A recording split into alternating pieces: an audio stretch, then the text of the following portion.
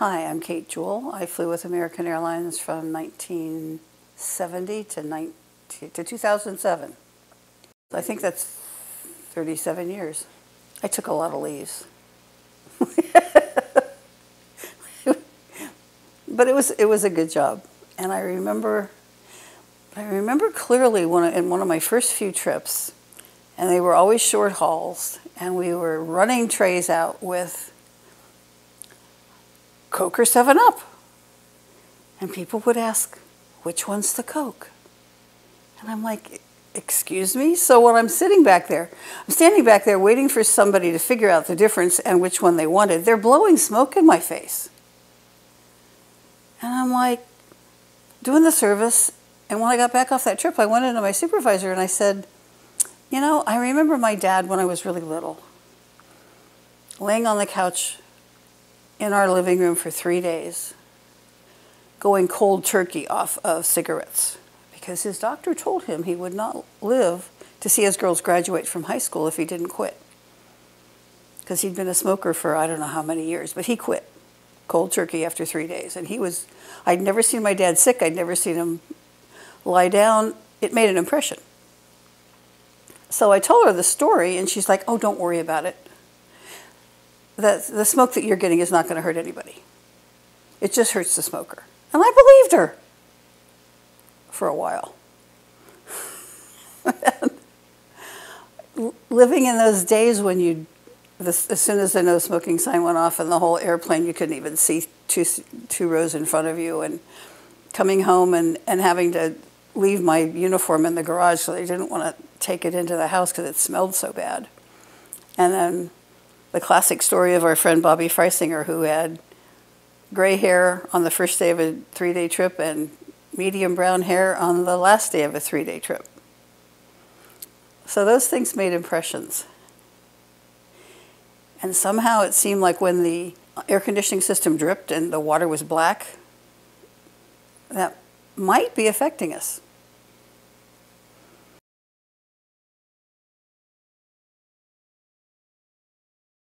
It was an age where you didn't think about it. People smoked and people didn't, and if they lit up next to you, they lit up next to you. I remember when people started pushing back, and I was at a union meeting, and someone asked, do you mind if I smoke? And I actually realized at that point I could say, yes, I mind. And I did, and they didn't smoke, and I was thrilled. I was emboldened. I was empowered. I was like, wait, maybe there's more people I can stop from smoking.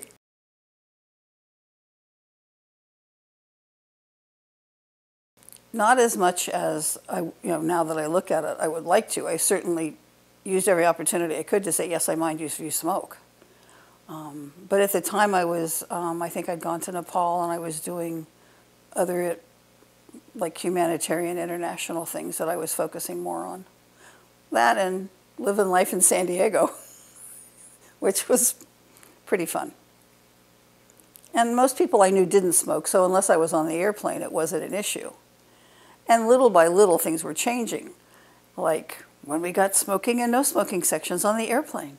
And every we go to work, they'd say, okay, the smoking section starts at row 20. You can put this little sign here that says, this is the smoking section. The people in row 19 are like, ding, ding, ding, ding. I thought I was in the no smoking section. But I'm sorry, the smoking section started right behind you, and I think you're getting it. So it was so stupid, and I'm thrilled when smoking got off the airplane.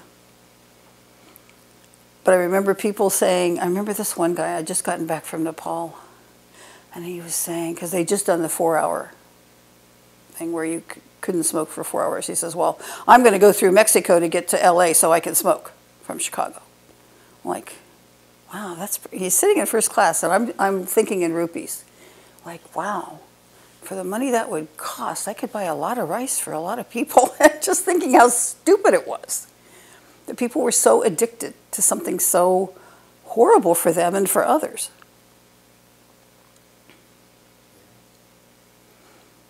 And then eventually, thanks to Patty and a lot of other people, we got it off the airplane. At least we got it off the domestic flights. And I remember getting an airplane that came in Washington that had just come in from someplace in Europe, and they could still smoke. And the plane was late, it was a quick turn, and there was this gentleman, older gentleman, traveling with a tall, willowy blonde, and I'm like, oh, this is kind of weird. But at any rate, he called the girl that I was working with, who had been telling me how she was getting more forceful and not being such a pushover. And he took her hand, and he took his ashtray, which was full, and he dumped that ashtray in her hand. And she came back to the galley where I was working, and she's like, this is in first class. And she tells me the story, and I was so angry. But I didn't get mad. But I did decide to pour the coffee for the dessert service. And I slipped. And he got hot coffee in his lap. Oh, dear.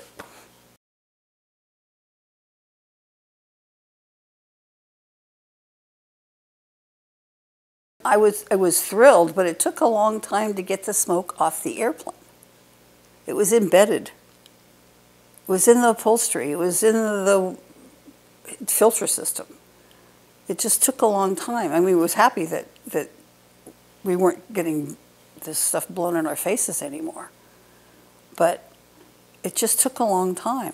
And that exposure, I mean, I was really lucky. And I think one of the reasons I've been lucky so far is I swam every day. And that exchanged the oxygen and probably helped my lungs clear out. But because I swam a mile. But when I realized what was happening to other people, and all these, I mean, 35-year-olds or 40-year-olds getting breast cancer and a lot of other things that were happening to my friends, it never should have been this way. And I wish it hadn't been.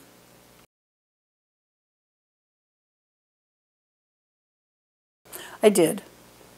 I looked at because I didn't have anything I could say, like I didn't have COPD, I didn't have, thank God. I followed it, but not as closely as, I pretty much followed it through Lonnie because we've always been really good friends. And I knew how hard she'd been working on everything, which is why I looked into joining the lawsuit in the beginning. But then I didn't qualify, thank heavens. But I still felt like it was obviously a good cause. It's just such a terrible thing that harms so many. And still is, with vaping and certain people in Congress saying that cigarette smoke won't hurt you, and oh my Lord, I don't want to fight this again.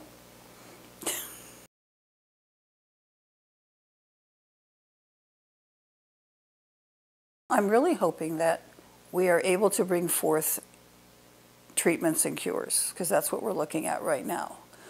FAMRI has done an amazing amount of work on science, because when the lawsuit was won by Susan and Stanley for the flight attendants against big tobacco, there wasn't scientific research that proved all the stuff we know now about how bad secondhand smoke is.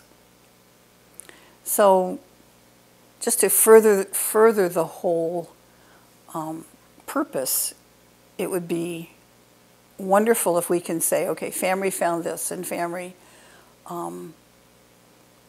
has helped bring this aboard that is really helping people who have COPD or breast cancer or any disease, especially those related to secondhand smoke. And also, I think we're really looking at getting the question asked. The question being, have you ever smoked? Okay, I can say no. But they don't ask me, have you ever worked in smoke? Have you ever lived in smoke? And that's what they need to be asking. When I wrote about that on a Facebook blog and on a flight attendant page, a girl wrote me back and she said, I forgot I flew in smoke. And my doctor keeps telling me I have the lungs of a 6-pack-a-day smoker. But I never smoked. I don't know what he's talking about. And then, because I read your article, I realized that's where it came from the years I flew in smoke. So that question is really valuable, and it needs to be asked. You know, being a part of this organization and this movement has enriched my life in so many ways, because I love the people I work with. I love the purpose of it. I've learned a lot from the science that I still don't understand all of, but I've learned a great deal that I do understand. And because of FAMRI, I've been able to, in other international work, like with airline ambassadors, been able to spread no smoking teaching. We had a grant several years ago that I applied for, and we won, and we set up wellness trainings.